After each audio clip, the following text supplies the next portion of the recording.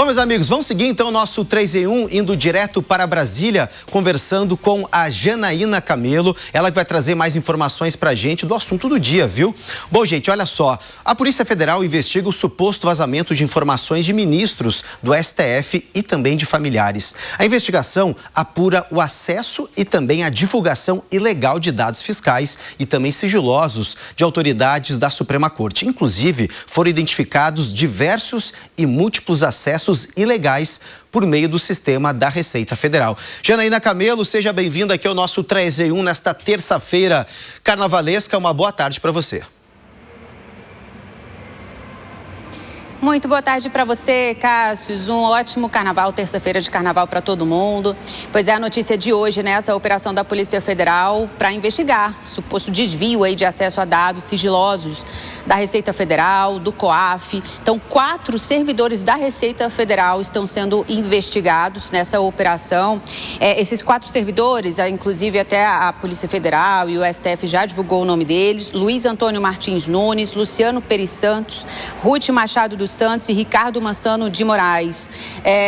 Eles foram alvos de busca e apreensão, então, nessa operação da Polícia Federal, e também foram impostas várias medidas cautelares contra esses 4 servidores.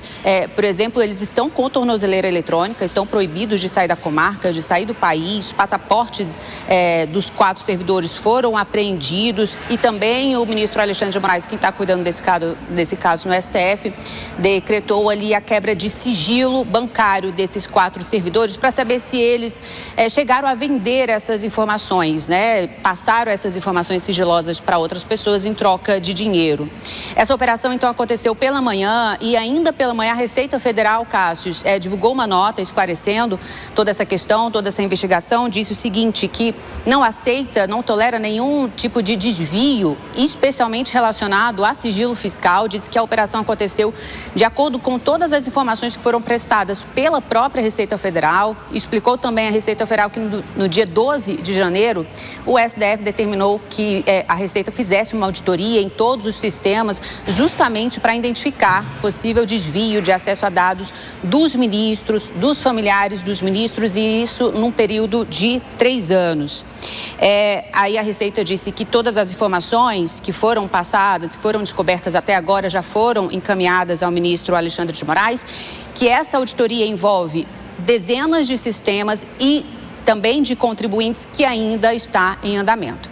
O STF diz, também publicou uma nota para esclarecer essa operação, disse o seguinte, que essa investigação foi aberta pelo ministro Alexandre de Moraes dentro do inquérito das fake news, aquele inquérito lá de 2019, que foi aberto para investigar notícias falsas contra os ministros, contra instituições democráticas. Ele foi aberto em 2019, quando o presidente do STF era o ministro Dias Toffoli. Inclusive, ele abriu esse inquérito de ofício, sem ouvir a Polícia Federal, o Ministério Público, e designou o ministro Alexandre de Moraes para ser o relator. Isso, na época, esse inquérito ele nunca foi concluído. Foi dentro desse inquérito, então, que o ministro Alexandre de Moraes abriu essa investigação.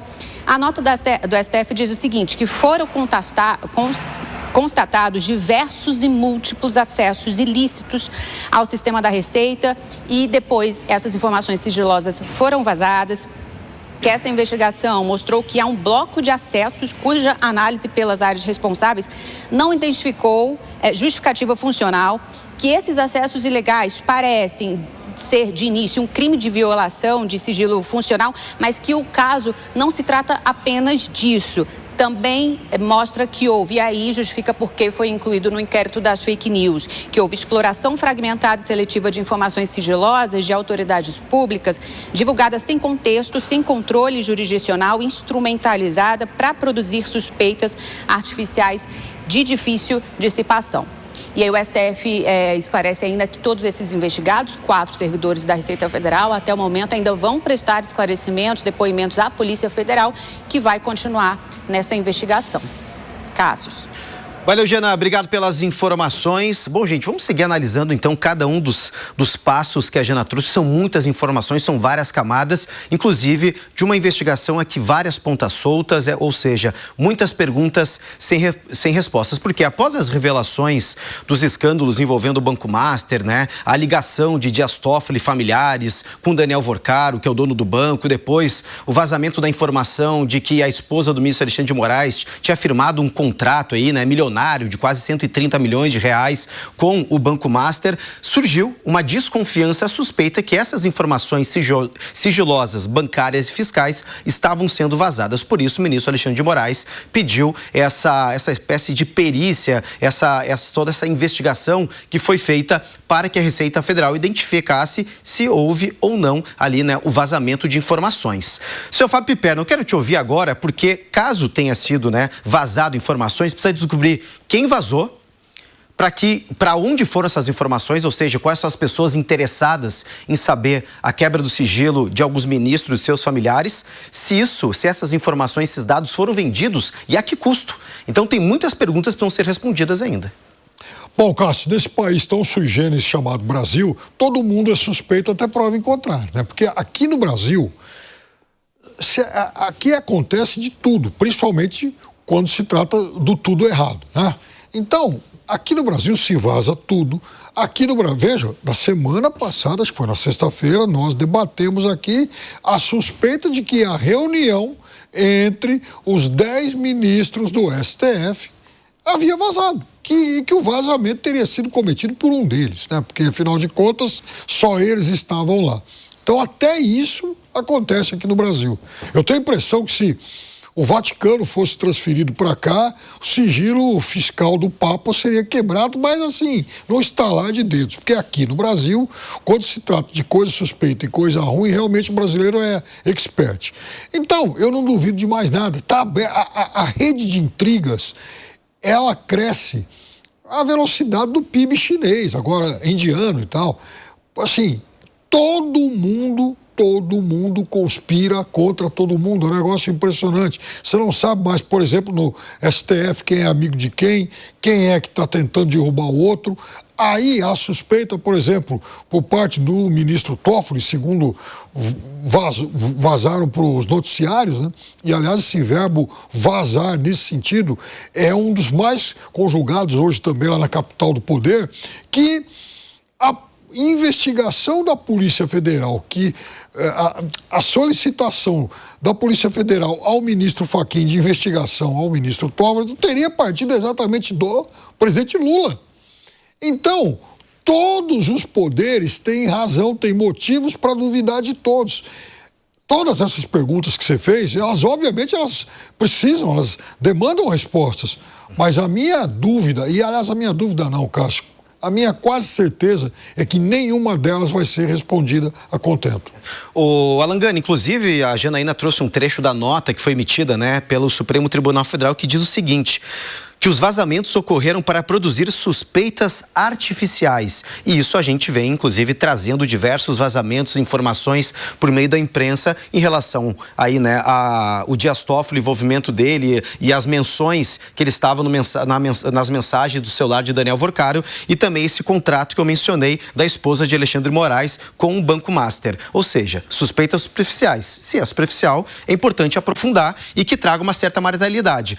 É também do interesse do próprio Supremo Tribunal Federal, dos ministros, se blindar ou pelo menos responder essas questões para que traga mais transparência para o Supremo, para que saia dessa crise institucional? Vamos lá, Cássio, boa pergunta. Bom, primeiro, esse inquérito sobre os vazamentos foi aberto novamente de ofício, sem a participação do Ministério Público Federal, da PGR, e dentro do inquérito interminável das fake news. Hoje é unânime, todos os juristas criticam que este inquérito é infinito, não existe isso, né? O que tem? O vazamento de dados da Receita Federal com fake news lá de 2019. O Gani, parece que virou... nada a ver. Não, parece que virou um inquérito muleta, né? Muleta. Qualquer coisa que abre, não tem onde inserir, vai no fake news. Inquérito. Então, é lógico que isso não tem pé nem cabeça do ponto de vista do direito, né? Isso, olha só, eu nem sou jurista, mas isso, o bom senso nos diz isso e todo jurista acaba confirmando isso. Muito bem, mas o fato é que foi aberto este inquérito, Cássio. E aí, ok, é claro que é errado o vazamento de dados, é claro que a gente é contra isso tem que ser investigado, mas, por outro lado, também a sociedade tem o direito de saber da onde que vem o dinheiro, os recursos de ministros da Suprema Corte. Porque, veja, tem um ministro da Suprema Corte, o ex-relator do caso Master, que recebeu um aporte, quer dizer, a empresa dele, né, a Madrid recebeu um aporte via o Fundo Allen de 35 milhões de reais, fora os dividendos, né, na casa de 3,3 milhões de reais. Então, é direito da sociedade entender como que o Estado está recebendo esse dinheiro, autoridades do Estado, o que estão fazendo com o dinheiro. Afinal de contas, é a sociedade que paga os honorários dos membros do Estado. O Estado ele tem que agir para proteger o indivíduo e não o contrário. Bom, esse é o primeiro ponto. Segundo ponto também é o dinheiro da esposa de um ministro, 129 milhões de reais, também é direito da sociedade saber em que termos que foi feito esse contrato. E tudo bem, se foi algo ali que está dentro das regras do jogo, está tudo certo. Mas existe um princípio estatal, né, um princípio da contabilidade pública, enfim, que é o princípio da transparência. Então, a sociedade tem o direito de saber isso também. Se tudo isso fosse feito de uma maneira transparente, não precisava nem de vazamento, nada disso, de investigação. É só ter transparência e não ter conflito de interesse. Essa é a regra que permeia várias empresas que têm compliance. Por isso tem compliance no setor privado. Por isso que tem compliance no mercado financeiro. Justamente para evitar de antemão que venha um escândalo ou um conflito de interesse. É dever da sociedade e é direito da sociedade saber também. Ô Zé Maria Trindade, eu quero te ouvir também porque vazaram dados importantes, né, sigilosos das questões bancárias e fiscais de ministros, de familiares. A gente recebeu informação também que não houve vazamento de nenhuma informação do próprio Procurador-Geral da República, o Paulo Gonet. Apenas foi feita uma varredura para saber se foi acessado, mas não. A própria PGR se manifestou há pouco por meio de uma nota afirmando que não teve. Mas, ô Zé Maria Trindade, eu quero te ouvir porque se alguém vazou com alguma intenção e vazou para alguém. Precisa saber se há conexões políticas, precisa saber qual era a intenção ou se simplesmente esses servidores que acessaram até mesmo, né, da Receita Federal ou de uma empresa terceirizada que tinha acesso a esse servidor, tem que saber quem estava por trás disso, porque são informações extremamente importantes. É importante dizer que neste caso aí eu nem chamaria isso de vazamento. Isso é roubo de dados. O banco de dados hoje é um produto muito valioso em todos os mercados. Dizem até que no futuro próximo nenhum país vai invadir o outro. Para quê? Territorialmente. Isso é problema. O ideal seria invadir e tomar o banco de dados do país, aí dominaria o país para se ter uma ideia de como a informação é valiosa, de como isso vale dinheiro. Esse caso aí de roubo de informações, isso foi feito através de funcionários do SERPRO, que é uma prestadora de serviços, né? Fiscais da Previdência, que foram equivalentes aí a fiscais da Receita, e um auditor da Receita Federal. O auditor da Receita Federal, ele é o funcionário mais bem pago do Executivo. Em todos os estados existem aí os setores de arrecadação que são geralmente muito bem pagos. O maior salário do Brasil é de um auditor fiscal. E tem aposentadoria especial e o aposentado ganha, inclusive, produtividade.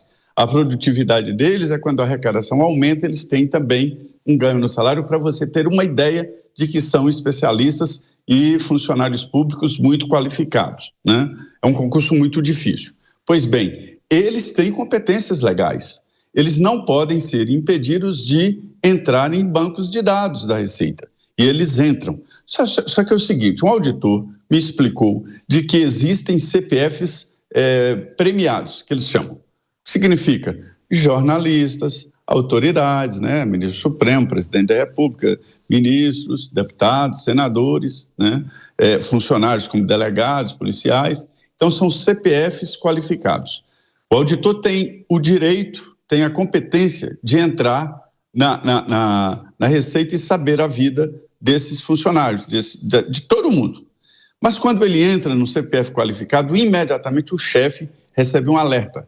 E aí gera um processo administrativo. Não para punir, mas para saber o porquê, qual foi o motivo que aquele funcionário acessou os dados de determinada autoridade ou alvo sensível. É assim. Então, cada acesso que se dá a esses CPFs, e ministros e parentes dos ministros estão nesse meio, aí tem um alerta. Tem um alerta, olha, acessaram.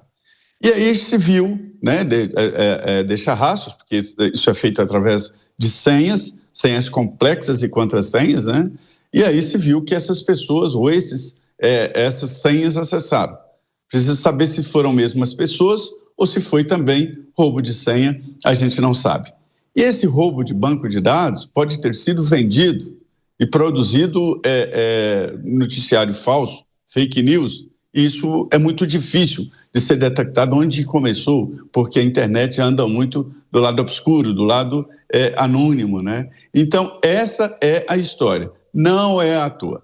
Todas as constituições do mundo admitem o sigilo. Sigilo não é feito, não foi produzido em todas as constituições brasileiras, mesmo, olha, para você ter uma ideia, o estafeta, que era aquele que levava bilhetes antigamente, ele era punido se ele abrisse o bilhete e lesse. O bilhete, a missiva, a carta, era e é ainda, né, protegida pelo sigilo, para você ter uma ideia. Então não é para esconder bandido ou malfeitos, porque quando há a investigação sobre roubos, sobre crimes, aí o sigilo é quebrado. Mas o cidadão, todos, têm o direito a esse sigilo. Eu exageraria para dizer o seguinte: sem o sigilo bancário, telefônico, fiscal, acho que nem casamento fica de pé, viu?